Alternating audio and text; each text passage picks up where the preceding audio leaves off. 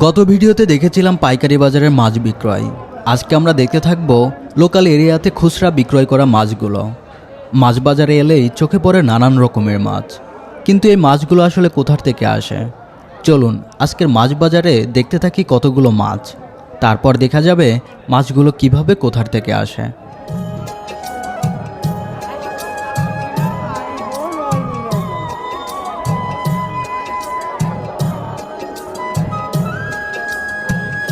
আজকের বাজারে দেখতে পারলাম ইলিশ মাছের বিরাট ধুম।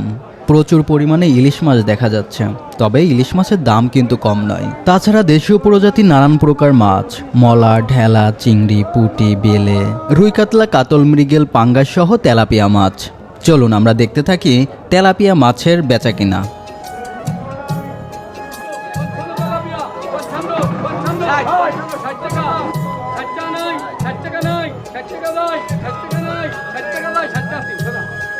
আজকে বাজারে তেলাপিয়া মাছগুলো সেল হলো 160 টাকা করে।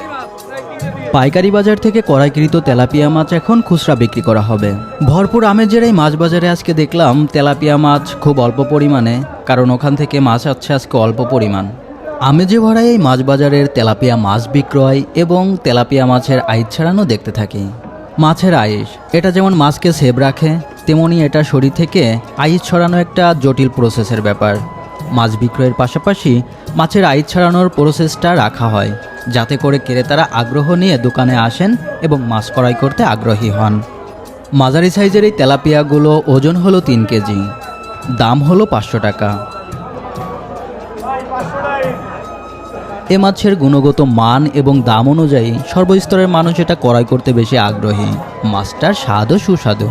শুধু তেলাপিয়া মাছ নয়, যে কোনো মাছ আপনি এখান থেকে কুটে নিয়ে যাইতে পারেন। চলুন মাছ কুটা দেখে আসি।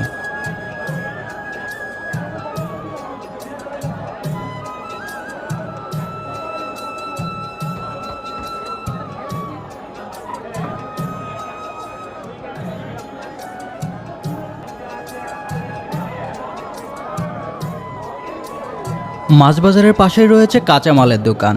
আপনি এখানে আসলে নানান প্রকারের কাঁচামাল ক্রয় করতে পারবেন। মূলত মাছ বাজারের পাশে কাঁচামাল থাকার কারণ একটাই, মাছ ক্রয় করার পর মাছের সাথে মিল করে আপনি তরিতরকারি কিনে বাসায় যাইতে পারবেন। সুন্দর খাবার প্রস্তুতের জন্য বাজার করার সময় হিসাব করে যখন বাজার করবেন, তখন আপনার রান্নাটাও মিলমিশ করে অনেক সুন্দর সুস্বাদু করা সম্ভব। বাজার উপভোগের পাশাপাশি প্রতিদিনের মতো কেনাকাটা শেষ করে এখন ফিরছি বাসার দিকে। সম্পূর্ণ ভিডিওটা দেখার জন্য আপনাকে অসংখ্য ধন্যবাদ। পরবর্তী ভিডিওতে থাকছে নতুন কোনো জায়গার নতুন কোনো দৃশ্য নিয়ে।